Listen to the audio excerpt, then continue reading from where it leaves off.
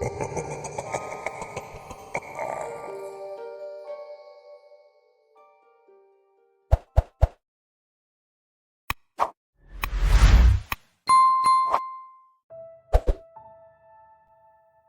woke up in a birthing sack. Panicked and choking on amniotic fluid, I clawed at the fleshy walls, fighting with all my terrified strength to free myself. With a wet, ripping sound, I was dumped onto the muddy cobbles of the street below, twisting my ankle as I landed. Cold rain blasted my naked body clean of the sack's liquid. I tried and failed to get to my feet. The street was alien to me, an insane medley of architecture ranging from the modern to the prehistoric. The sky above boiled with storm clouds, illuminating my surroundings with non-stop flashes of lightning. A man walked over to me, his hair was matted with filth and the rain streaked down his mismatched leather clothes. He said nothing, just watched me squirm on the floor. "Please," I gasped. "Help me." He answered by slamming a foot down on my face, breaking my jaw and making my vision real. He moved onto my limbs, stamping and tugging until he heard the bones snap. Crippled, naked and screaming, there was nothing I could do to defend myself when he started to eat me alive. My introduction to hell wasn't unusual. Very few people survive their first hour, let alone their first night.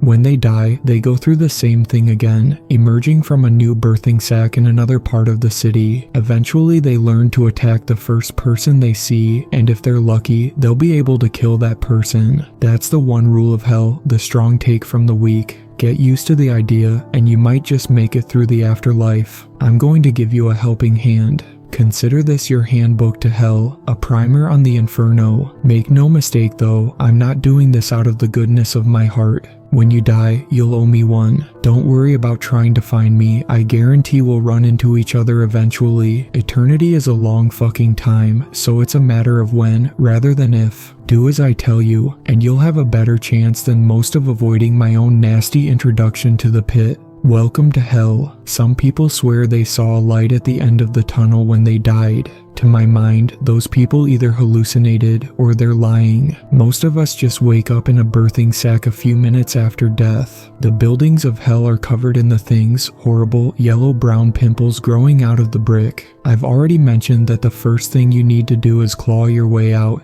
and get ready to fight. This is where the real bitch of the situation comes into play, since not everybody has the strength to break through their Say's flesh. You get the body you had just before you died. See, so let's say you were born a cripple, or maybe you died too young or too old. Tough shit. You're going to have a rough eternity drowning in birthing fluid over and over. If you manage to break free of your sack, don't waste time moping around, wondering what the fuck happened. Get on your feet and get ready to defend yourself. Chances are good that the first person who sees you will be hungry. There are no plants or animals in hell, so cannibalism is your only option if you don't fancy starving to death and having to start over. Aim to kill the first person you see. It might take a few tries. Most of hell's residents have been fighting for survival a lot longer than you. They might have armor made from tanned skin, scavenged metal and bone. They'll almost certainly have a shiv, club or axe. All of that will be useful to you if you can take it from them. The next thing to do is find shelter. It never stops raining in hell, and pneumonia is a shitty way to die. Luckily, you'll have a selection of buildings to choose from. Ever wanted to live in a run-down Victorian manor with half a roof and no furniture? How about an ancient Egyptian mud brick hovel? If people have built it, you can find a crumbling version of it in hell. Pick a building, kill any squatters you find and move in. The best houses are the ones that come with a supply of scrap metal and timber. Not only are these good for making weapons with, they're also vital for getting drinkable water. I learned the hard way that hell's rain is teeming with disease. It has to be boiled before it's safe, so getting a fire going and something to make a bowl with is a necessity. So, we've killed our first man and found a home. Things are going well. Get that far and you're going to want to hang on to what you have forever. You won't.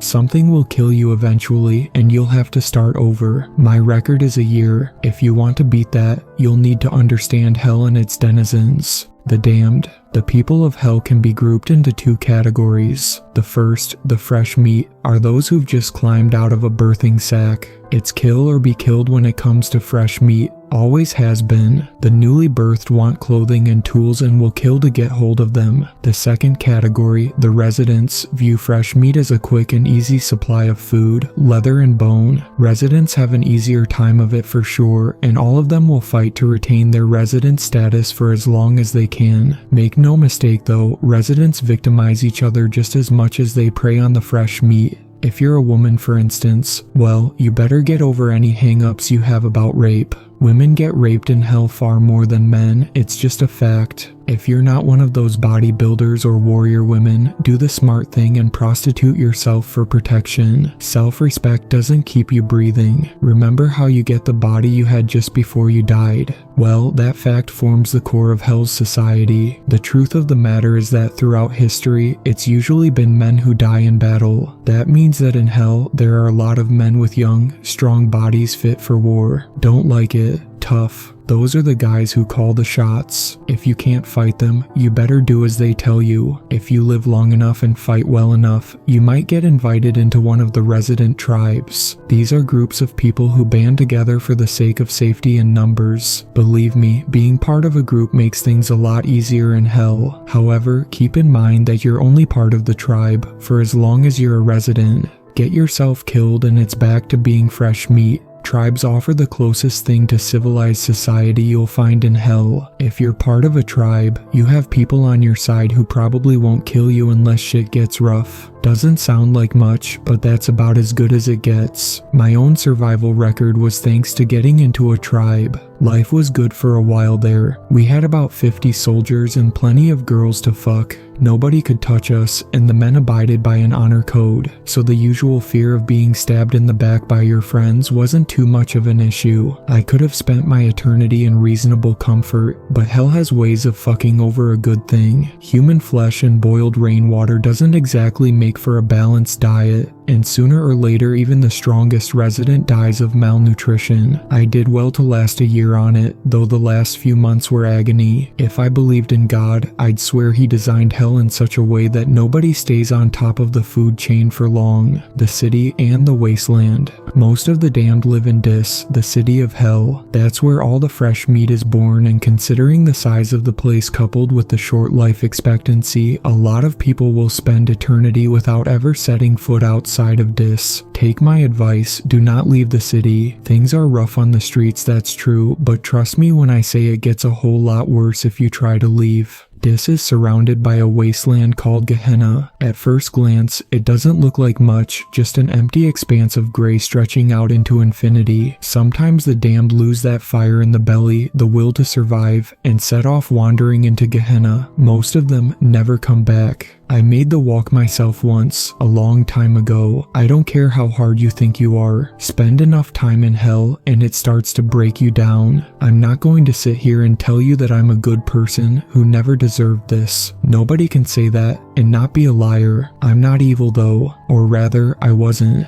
Not until I got to hell. You murder, rape, and torture because you know they'd do the same to you. You're murdered, raped, and tortured because they know you'll do the same to them. Give it long enough and you just don't want to face it anymore. That's when you take the walk into Gehenna. The first couple of miles I walked were nothing special. The rain stopped after a while, the sludge beneath my feet giving way to gray ash, and I caught my first glimpse of hell's sky beyond the clouds. It was a flat gray with a white sun, completely devoid of beauty or warmth. I trudged on. While walking through Gehenna, I lost any urge to eat, drink, or sleep. My body started to waste away, but I didn't care. Even when my skin started to peel away and my bones were exposed, I didn't care. The further I walked, the hollower I became in mind, body, and soul. I don't know what would have happened if I'd kept going. Frankly, I don't want to know. Some part of me still wanted to live, so I turned back. I'd walked for days, maybe weeks, yet when I turned around, Dis was only a few steps away. I stepped back into the city and my body finally fell apart.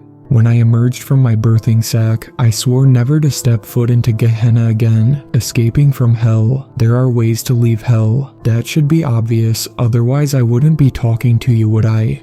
Sometimes the living get it into their heads that they want to talk with the dead.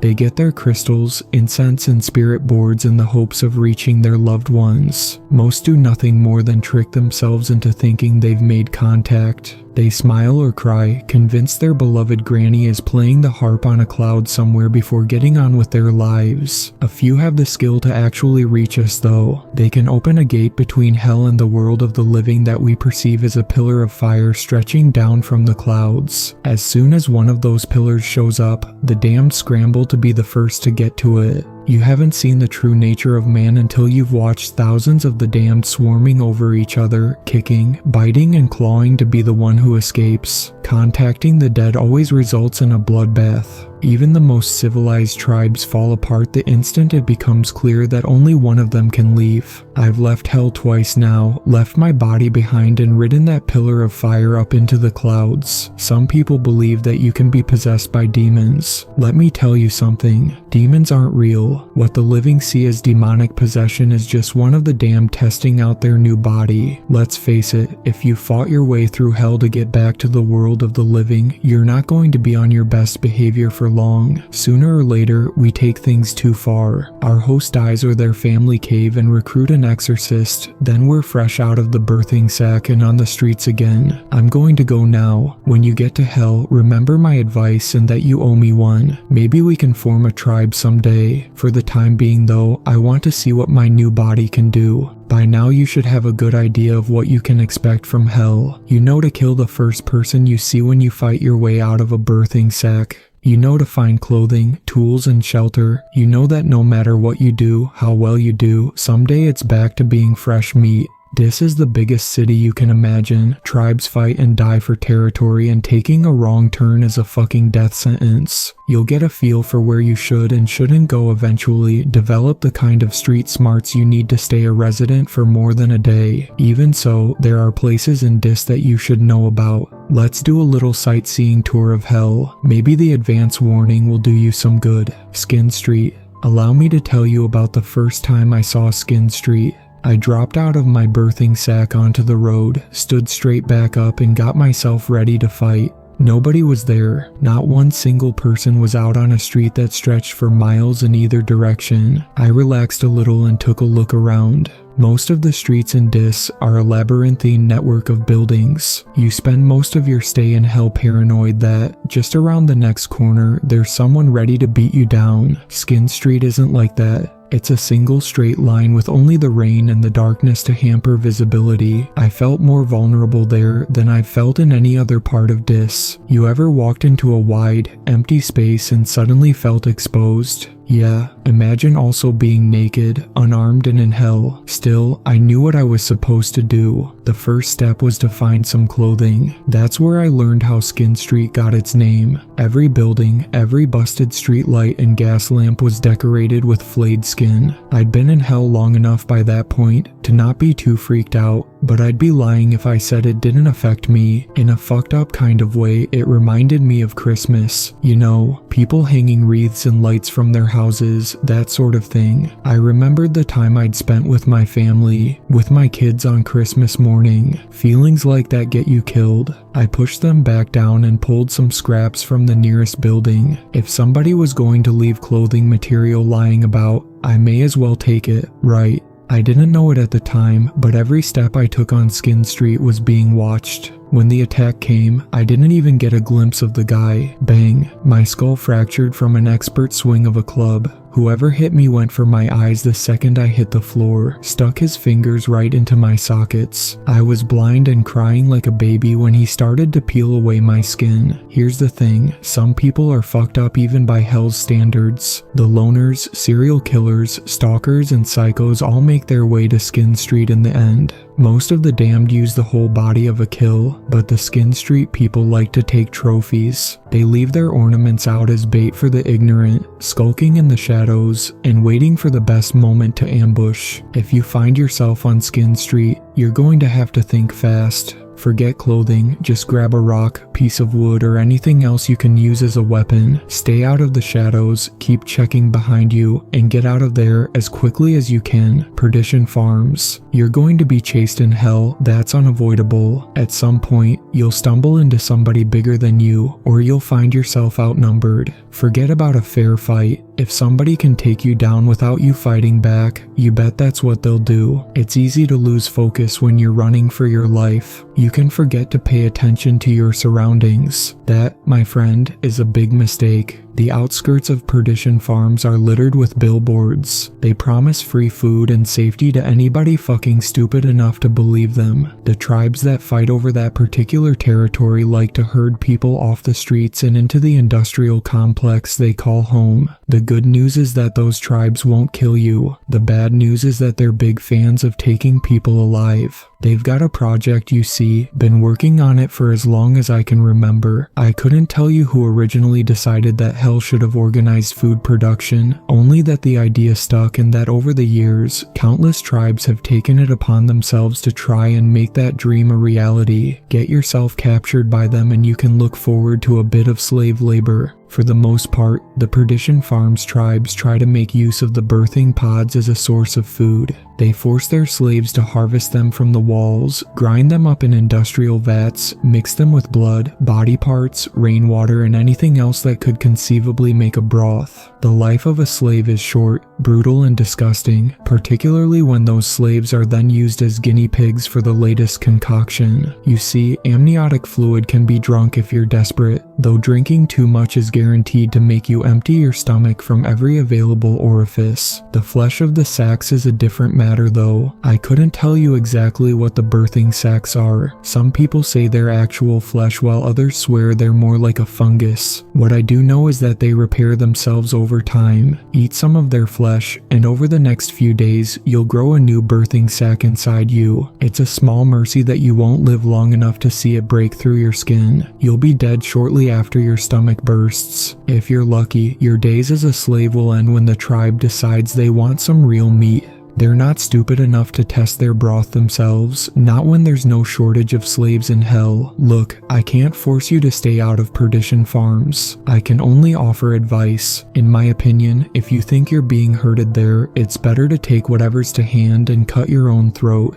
I'd take fresh meat status 100 times before spending another day on the farms, the Boneyard. So maybe you're thinking to yourself, hey, I'm the kind of nutjob who'd join a cult. Is there anything in hell for me? If that sounds like you, the Boneyard has you covered. You see, there's a certain kind of religious fanatic who really does belong in hell. I'm not talking about the old dears who bake cakes to raise money for the new church roof here. I'm talking about the guys who went to war because God commanded it, who burned women for supposedly consorting with demons, and who saw nothing wrong with fucking the odd kid. When those people get to hell, they're too thick-headed to make sense of what happened. Why face reality when you can pretend it's all just a test of faith? They find like-minded folk in the Boneyard. I'm told that at one time, the Boneyard was a cathedral surrounded by a cemetery that stretched from horizon to horizon. Maybe that's true, I don't know. These days it's a shanty town of temples and churches built from materials scavenged from the streets. Everywhere you look, you'll find wild-eyed zealots preaching their own twisted version of redemption and gangs of masked men on the prowl for fresh converts. Mortification of the flesh is the main pastime in the Boneyard. If you listen to the cacophony of sermons, you'll be informed of how the flesh is wicked and must be purged of sin. How lucky we are to be given such a holy duty. How fortunate to be given the opportunity to redeem ourselves before God. The people of the Boneyard have had a long time and plenty of fucking practice when it comes to mastering torture and degradation. I'm not a good person. I've killed, raped, and cannibalized, but I can honestly tell you, I'd never have been able to dream up some of the shit that goes on in the Boneyard. I wandered in there by accident once, and I've never been able to get what I saw out of my brain. I watched a woman, naked and bound, forced onto her knees and violated with iron rods. A preacher sewed his own eyes and lips shut in front of a crowd before sawing off his manhood with a piece of slate. A boy of maybe 14 was publicly crucified. A girl was drowned in shit. An older man had sharpened flint pushed under his fingernails. I could list off 100 other atrocities done in the name of redemption. Stay away from the Boneyard. The people there decided that hell just isn't hellish enough for their liking. Forget about redemption. Forget about God. The only way out of hell is by riding a pillar of fire and taking over a living body. Focus on that if you want to escape. The damned can't offer you salvation. The damned only offer pain. I have to leave you soon. If I'm to make the most of life on Earth, I'm afraid I'm going to have to skip town. While I've had plenty to keep myself entertained, this body just isn't suitable for a run-in with the police. It's only a matter of time until some nosy neighbor thinks to pick up the phone. With the humidity over the last few days, Mummy and Daddy are already pretty ripe. Here's something you have to understand. Hell is a big place. I've given you fair warning about a few of the locations I myself have run into, and that will have to do. Even if I wrote a library's worth of novels solely dedicated to mapping out the distinct locations within Dis, I still couldn't tell you everything about the city. What I can do is give you a bit of information about some of the damned. The Slaughterman. Take a moment to think about all the celebrities you know. How many of them do you reckon would do well in Dis? Not many, I'll wager. Perhaps none. Fame and fortune on Earth doesn't count for shit when you're dead.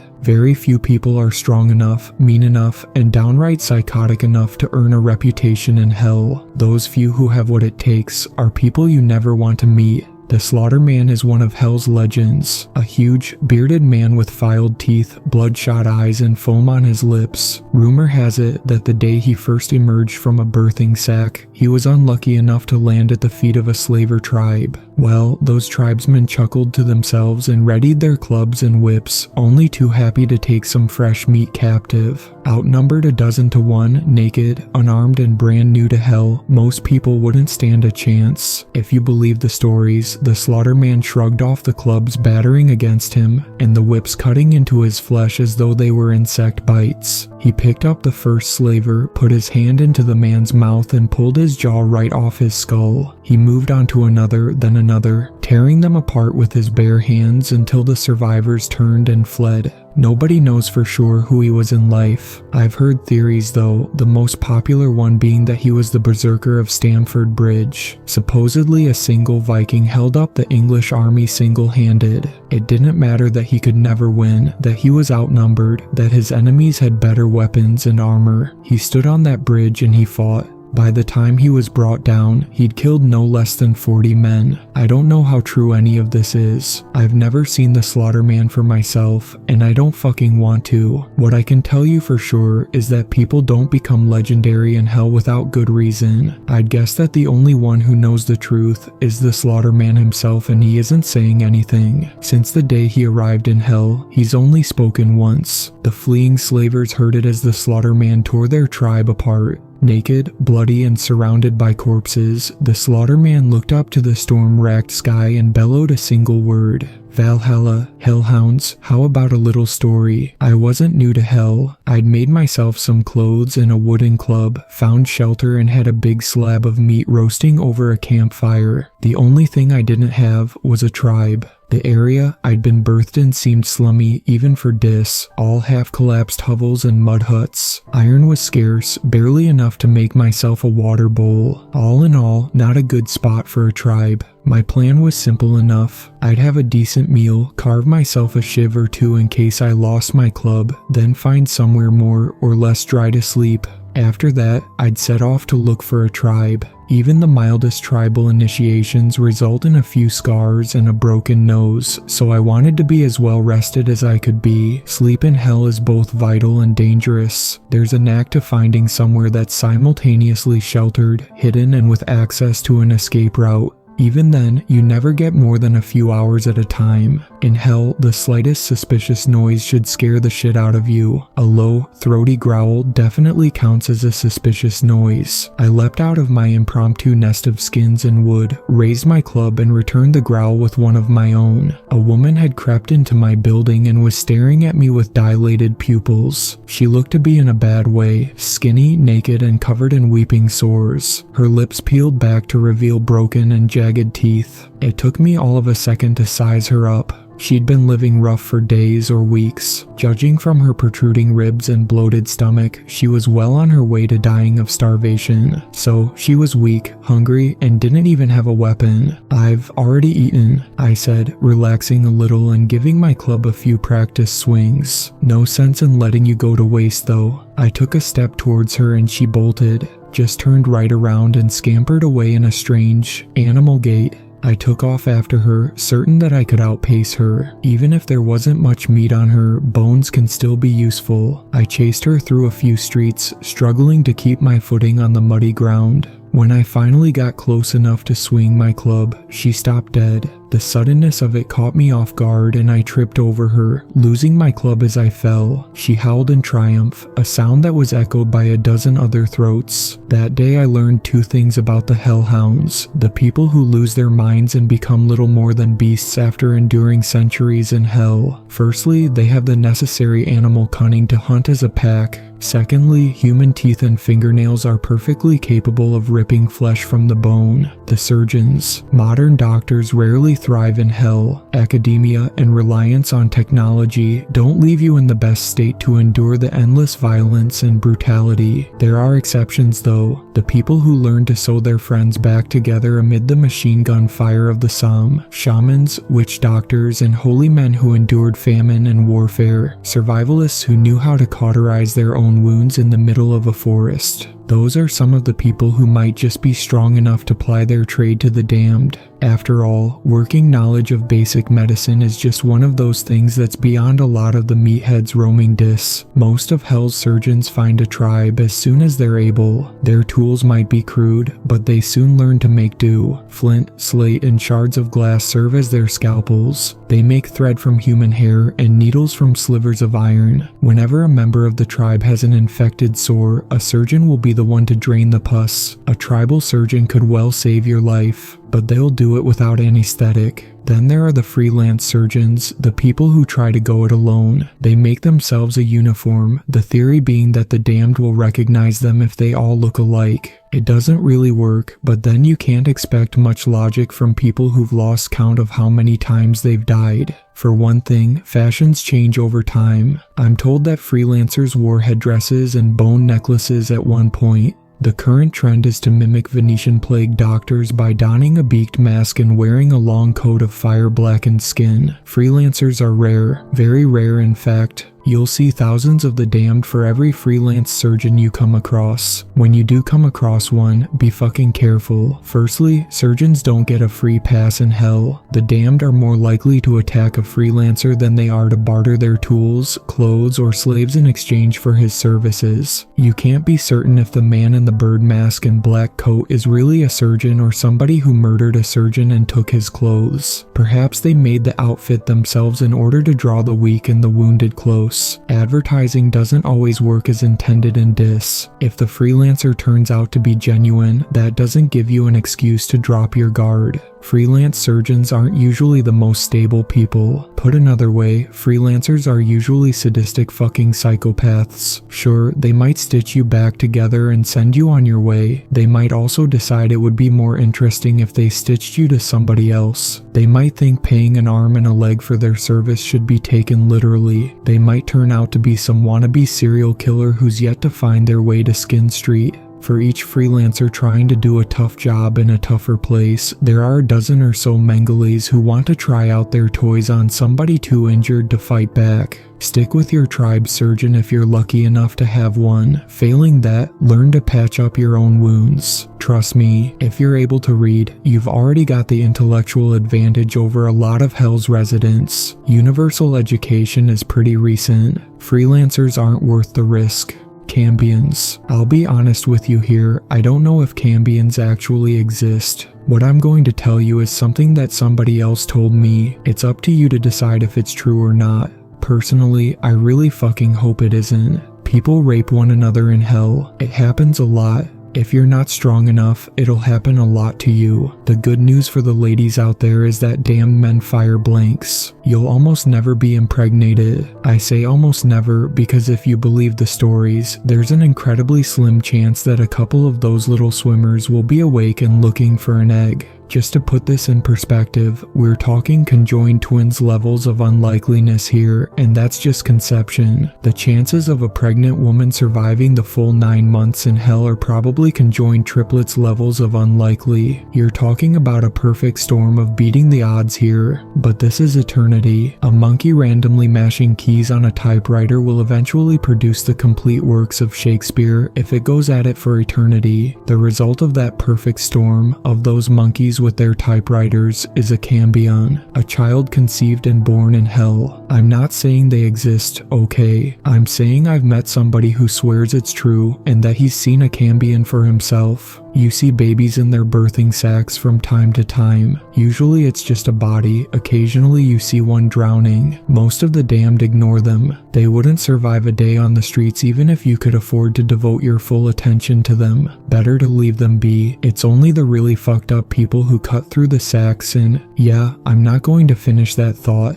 I'm getting sidetracked. So this cambion, who may or may not have existed, apparently looked like a normal child. It cried, it shit, and it sucked its mother's tits just like a regular baby would. The mother was part of a tribe and they'd been able to protect her throughout her pregnancy. Couldn't tell you why. Curiosity perhaps. When it was born, the whole tribe gathered around to have a look. Among them was the man who told me this story, somebody I'd meet years later and eventually kill. This man cut the baby's cord and lifted it up to his face. Every man in the tribe had raped the mother at one point or another, and he wanted to see if the child looked anything like him. The cambion looked like a normal child in every way but one. Its eyes were dead, lifeless, like a doll's. Sure, the kid was alive. It wriggled and cried like a normal baby. Those eyes were wide open though, not scrunched closed like a newborn's eyes should be. Wide open, empty, doll's eyes. If that story is true, I don't blame the tribe for killing the child.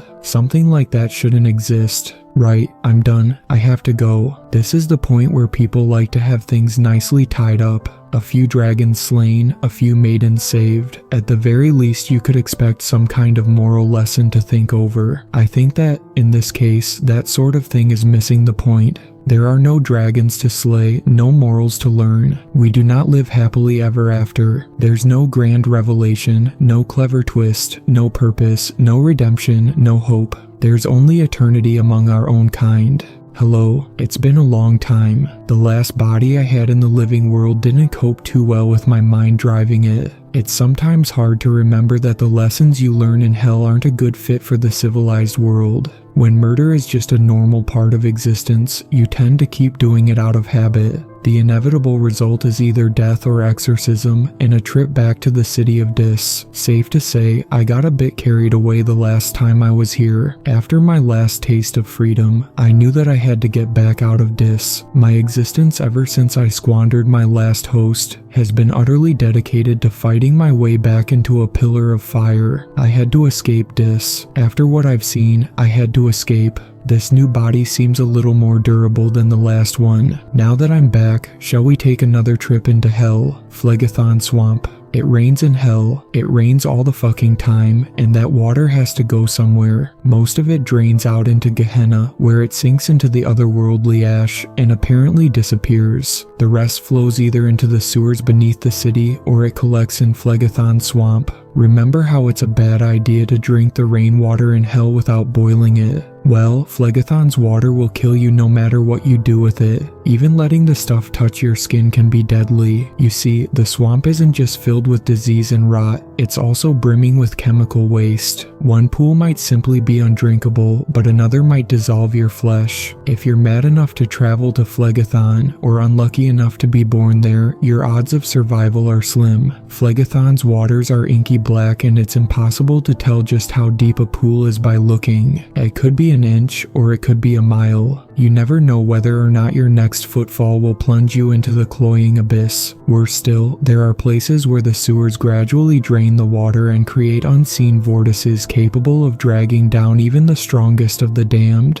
To navigate the swamp, you're better off using the crumbled buildings as stepping stones. The corrosive water causes wooden supports to wither and collapse, so there's plenty of debris lying around to stand on. Even so, if you don't take it slow and keep your balance, it's easy to slip and subject yourself to a fucking agonizing death. Last but not least are the wildfires. These are the reason that even the most insane tribes don't try to establish a permanent stronghold in Flegathon Swamp. All that chemical waste and decaying matter makes the swamp extremely volatile. A lightning strike or buildup of gases can result in immense explosions that ignite Flegathon's surface for miles around. Wildfires move fast. I guarantee you that you won't outrun one. Cocytus. The first time you see Cocytus, you could be forgiven for thinking you'd reach the very edge of Dis. The pit is dozens of miles wide and several times as deep. At some point in the dim and distant past, a fragile alliance of tribes put their slaves to work digging a quarry. Why they did this is lost to time, but many believe it was an attempt to escape Dis. Perhaps those tribes hoped that if they dug far enough, they'd eventually tunnel their way out of hell. In my view, the more likely answer is that the tribes were looking for resources. If that's true, then the excavation was a success. Miles below the surface, beneath the rock and dirt, there are caverns filled with veins of iron and copper, so far underground and sheltered from the relentless fucking rain, it's far easier to create a fire hot enough to smelt ore. The value of such a position wasn't lost on the tribes, and that alliance soon showed just how brittle it was. After a short but savage burst of treachery, the initial settlers of Cocytus all but wiped themselves out. Since then, the pit has been settled and mined countless times. Coordinated efforts from various tribes have transformed the quarry into an abyss. So far, these alliances have always been broken sooner or later. Cocytus has many paths into its depths, and the lower you go, the more labyrinthine the pit becomes. The sprawling caverns shelter entire shanty towns and crude smelting facilities. Some are abandoned, others have been lost to cave-ins, yet there are still plenty of tribes who fight,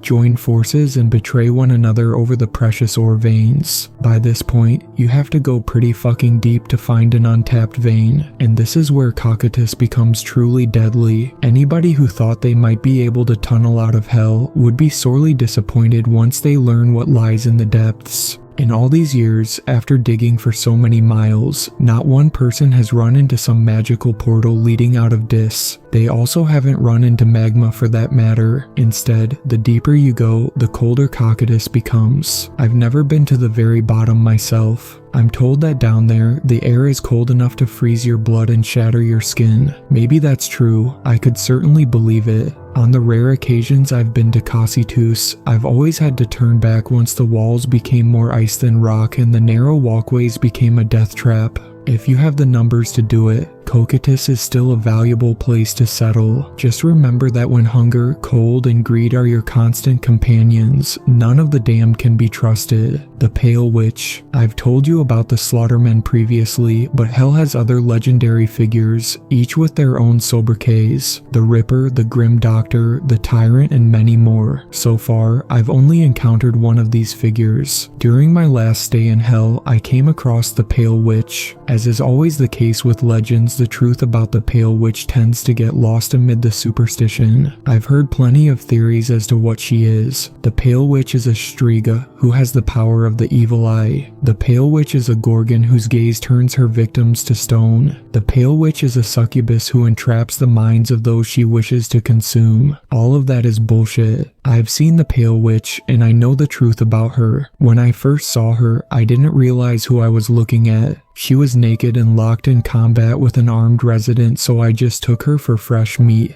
Here's a tip for you. If you see a resident fighting fresh meat, kill both of them while they're distracted. I planned to do exactly that, but something about the fight seemed off. Residents usually have the upper hand in a fight against fresh meat, and this particular bout definitely seemed about as one-sided as it gets. She was naked, whereas he was clad in leather and bone. She was unarmed, whereas he had a club. She was wayfish, whereas he was huge. Despite him having the advantage, the resident was clearly terrified of her. The rules of hell dictated that he should have cracked her skull, taken her skin, and eaten her flesh, but that just wasn't happening. He was uncoordinated and apparently desperate to escape. Every swing he took was clumsy, and the blows he did manage to land on her didn't seem to have any effect. I could only stare as this naked, vulnerable woman took the resident's club from his unresisting hand and swung it at his knee. I'm accustomed to the sound of bones breaking by now, but this time, the noise caught me off guard.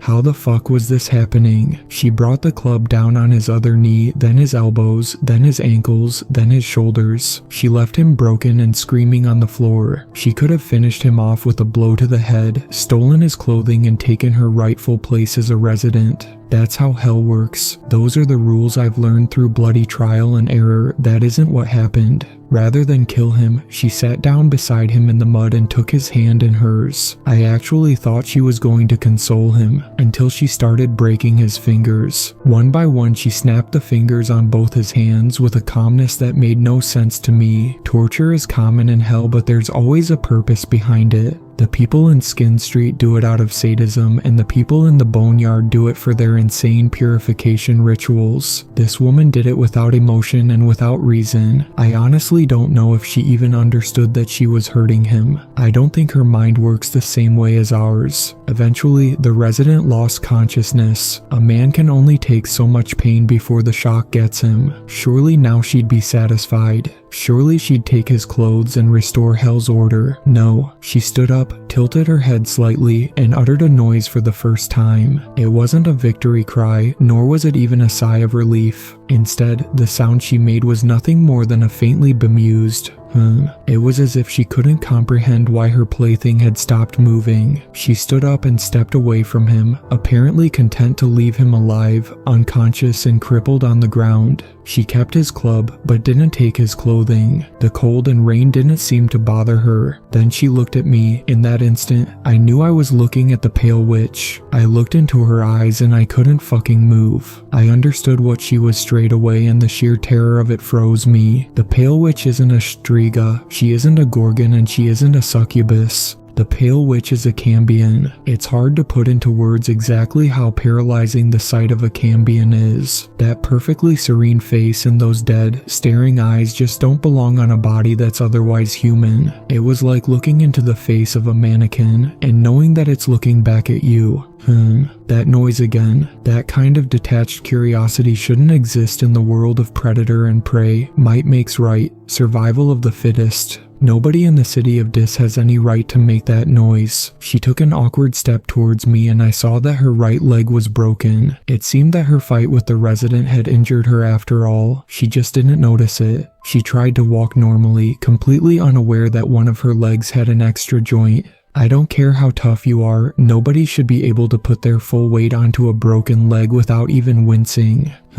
She stepped closer, her zombie shuffle steadily closing the gap between us as I stared at her. She raised her club and my survival instincts finally kicked into gear. Her transfixing spell broke just enough for me to stumble backwards and avoid her swing. I ran from a woman with a broken leg, and I'm not even ashamed of it. Looking back on my experience, there are some things I just can't comprehend.